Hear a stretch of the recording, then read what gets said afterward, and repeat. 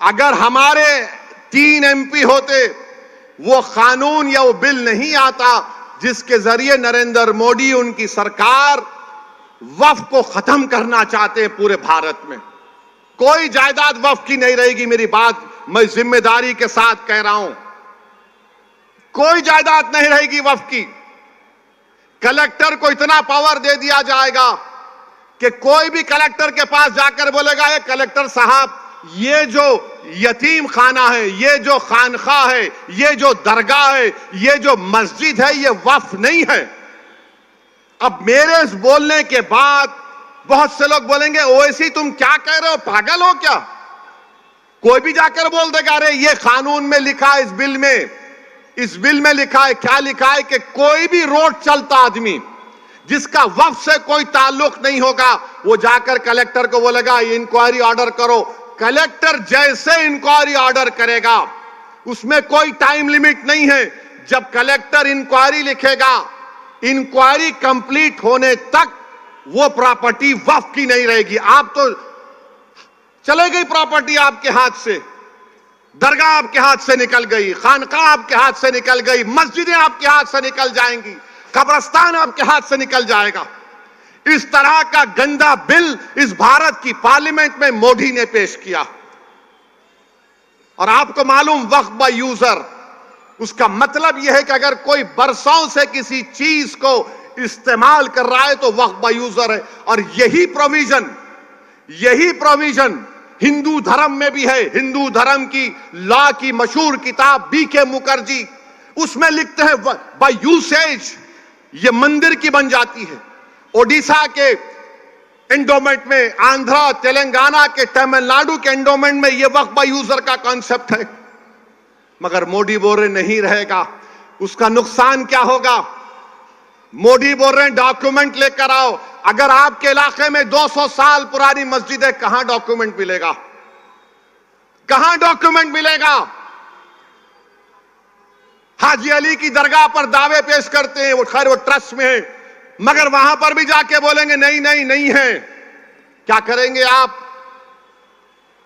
मेरे भाई, इस तरह का बिल पेश किया, उस वक्त इतनी तकलीफ हुई कि मेरा रोंगटा पुकार कर कह रहा था कि क्या हो गया इन लोगों को जो 14.5 करोड़ है और 5 को नहीं जिता सकते। अपनी मस्जिद को बचाने के लिए, दरगाहों को बचाने के लिए, खानखाओं को बचाने के लिए तुम कब तक लड़ोगे, बताओ मेरे को? अरे मैं खराब हूं तो खत्म कर दो मुझे, हटा दो मुझे, इस दुनिया से निकाल दो, मगर तुम तो कायद बनो, तुम इत्तेहाद पैदा करो। कब तक तुम इस डर में रहोगे वो जीतेगा, ये जीतेगा? अरे कोई भी जीते, उसको तुम्हारी मस्जिद से क्या मतलब? कोई भी जीते, उसको तुम्हारी शनाख्त से क्या मतलब? कोई भी जीते, वो तुमको क्या इंसाफ करेगा? इंसाफ तुमको करना पड़ेगा अपने लिए, आने वाली नस्लों के लिए। मगर तुम ये समझ रहे हो नहीं वो दूसरा ठाकरे है, ये अच्छा है। कौन क्या किए बताओ आपको? जब ये वक्फ का बिल पेश हो रहा था, उद्धव ठाकरे के पूरे MPs बाहर खड़े हुए थे, कोई लोग सभा में नहीं था। मुझे मोशन देना पड़ा इंट्रोडक्शन के खिलाफ। मेरे भाई जागो, मजलिस के लिए नहीं तो अपने लिए, अपनी नस्लों के लिए, अपनी शनाख्त के लिए जागो। तुम नहीं समझ रहे, तुम्हारी आवाज अगर असेंबली में नहीं होगी, तुम्हारी आवाज अगर कॉरपोरेशन में नहीं होगी, तुम्हारी आवाज जिला परिषद में नहीं होगी, पार्लियामेंट में नहीं होगी, तो कौन तुम्हारी आवाज उठाएगा बताओ? आज ये खतरा हमारे सरों पर मंडला रहा है। अगर मोदी इस तरह के बिल को पार्लियामेंट में दोबारा पेश करेंगे, अगर वो कानून बन जाएगा, खुदा ना खास्ता हम कई मसाजिद, मदरसे, दरगाहें, खानकाएं, कब्रिस्तान की जमीनों को खो देंगे। और आपको मालूम, दिल्ली में सच्चर कमेटी ने पेज नंबर 221 में कहा कि दिल्ली में 130 वक्फ की प्रॉपर्टीज पर गवर्नमेंट ऑफ इंडिया ने, यानी मोदी की सरकार ने कब्जा करके बैठा हुआ है। उसकी लागत 2007 में 3000 करोड़ की थी। आज हम 2024 में हैं, कम से कम 10,000 करोड़ की प्रॉपर्टीज हैं जो गवर्नमेंट ऑफ इंडिया उस पर एंक्रोच कर रही है, काबिज है। मेरे भाई बताओ, अगर हमारे नुमाइंदे नहीं रहेंगे, हमारी आवाज नहीं उठेगी, तो फिर कौन उठाएगा तुम्हारी आवाज को? मौलाना आजाद को बोलने नहीं देते थे। तुम क्या, कौन सी खेत की मौली हो तुम? मगर सबक तो हासिल करो कि सन 47 के बाद जो मौलाना आजाद से हुआ वो हम पर तो चल रहा है ना, बीत रहा है हम पर। मेरे भाई, तुम क्या उस वक्त जागोगे जब तुम्हारे महलों की मस्जिद पर नोटिस लग जाएगी, this is not a Waqf property?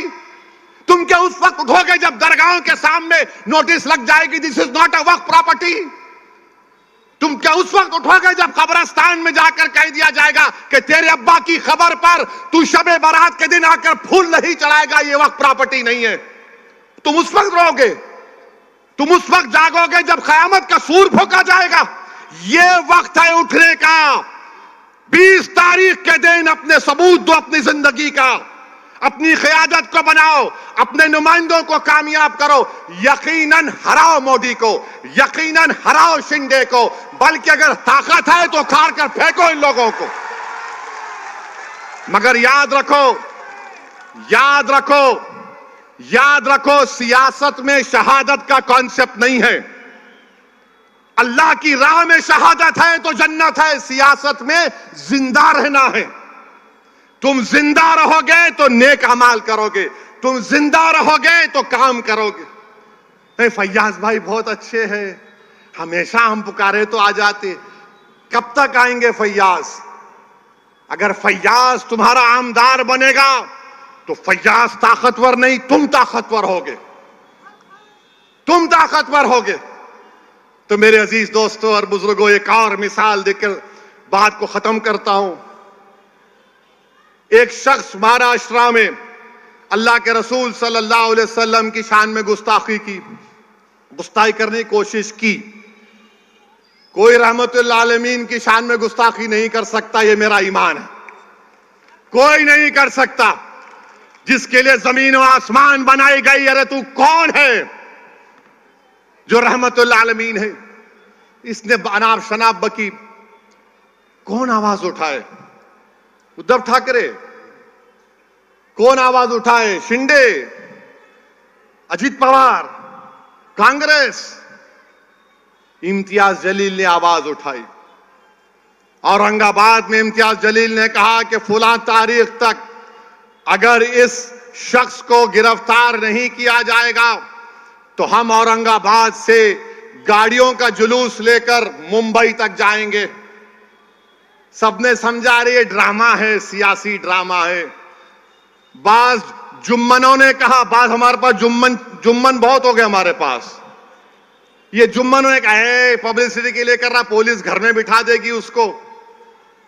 बाज बड़े बड़े लोगों ने मुझे फोन किया, बोले ये क्या करने जा रहे हैं असद साहब, दंगा हो जाएगा। मैंने कहा मौलाना दंगा नहीं होगा। बोले कैसे गारंटी देंगे? मैं बोला गारंटी मेरी है, मोदी की नहीं है। हमने कहा एहतजाज होगा और एहतजाज हुआ, लोग जमा हुए। तो औरंगाबाद के पुलिस के आला अहदेदार इम्तियाज जलील के पास गए और बोले क्या कर रहे हैं? इम्तियाज ने मुझे फोन किया। मैंने कहा तुम पुलिस से बोलो कमिश्नर को, अगर तुम मुझे थाने को जाने नहीं दोगे तो मैं ये पूरी गाड़ियां लेकर, क्योंकि उस वक्त उस दिन औरंगाबाद में अमित शाह देश के गृह मंत्री थे, बोले हम उनके पास चले जाएंगे। तो बोले नहीं नहीं नहीं आप चले जाओ। 10,000 गाड़ियों के साथ काफिला निकला। जो लोग ये समझ रहे थे कि महाराष्ट्र का अल्पसंख्यक समाज का मुसलमान एहतजाज नहीं कर सकता पुरअमन, हमने उन सबको गलत साबित किया। मैं लाखों सलाम करता हूं आप लोगों को जो आप लोगों ने हिस्सा लेकर उस एहतजाज को कामयाब किया और अपने तारीख रकम कर दी। अल्हम्दुलिल्लाह। आज आकर बोलते हैं ये वोट काट रहे हैं, फुला कर रहे हैं। अरे तुम्हारे मुंह में अल्लाह ने जबान दी थी, तुम भी एहतजाज कर सकते थे। नहीं हम जाके पुलिस में कंप्लेन करें। अरे पुलिस में कंप्लेन तो 12वीं पास बच्चा भी कर सकता है। तुम तो दावा कर रहे थे ना नेता होने का, कायद होने का, रहबर होने का। जब रहमतुल्लाह आलमीन का मामला आया तो तुम पीछे हट गए। मेरे अजीज दोस्तों और बुजुर्गों, समझिए नुमाइंदे की जरूरत है। आपके वोटों से आपका मुंतखब शुदा नुमाइंदा होगा, वो आपके लिए लड़ेगा, आपके लिए जद्दोजहद करेगा। इल्जामात तो मंजलिस पर लगते रहते हैं।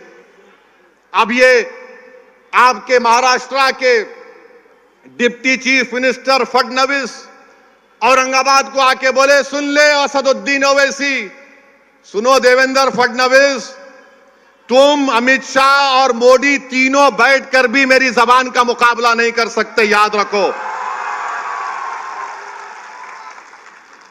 अब हो रहे वोट जिहाद, कल तक लव जिहाद था, फिर जमीन जिहाद, फिर एक जॉब जिहाद, अब वोट जिहाद हुआ। अच्छा मोदी जी जरा बताइए वोट जिहाद का डेफिनेशन क्या है? अमित शाह बताओ वोट जिहाद का डेफिनेशन क्या है? तुम अयोध्या में हार गए, कैसे हारे? फडणवीस बोल रहे वोट जिहाद और धर्म युद्ध होगा, लोकशाही में लोकतंत्र में धर्म युद्ध होगा। अरे फडणवीस, तुम कब तक हिंदू मुस्लिम करोगे? तुमने क्या काम किया बताओ ना। तुमने कुछ काम नहीं किया। तुमने डाका डाला एमएलएस को लूटने के लिए, तुमने एमएलएस की चोरी की। तुम सत्ता में नहीं आए मगर तुमने सत्ता को छीन लिया और बोल रहे ओ सुनो वैसी। मैं कह रहा हूं सुनो फडणवीस, तुम जिहाद के माने नहीं जानते। बोलते मालेगांव सेंट्रल में हम धूलिया की सीट मालेगांव सेंट्रल की वजह से हारे। अरे फडणवीस, तुम तो 1819 में भी हारे थे, 1918 में भी हारे थे। मालेगांव के किले में जब तीसरी जंग हुई मुसलमानों, मराठा और अंग्रेजों की, तो मराठाओं की फौज में मुसलमान थे जिन्होंने अंग्रेजों से मुकाबला किया। उन्होंने अपनी जानों को कुर्बान कर दिया। बल्कि उनके नाम आपके सामने कहना चाहूंगा ताकि नौजवानों को मालूम हो जाए कि उनके नाम क्या थे। उनके नाम में फडणवीस नहीं था, बाय द वे।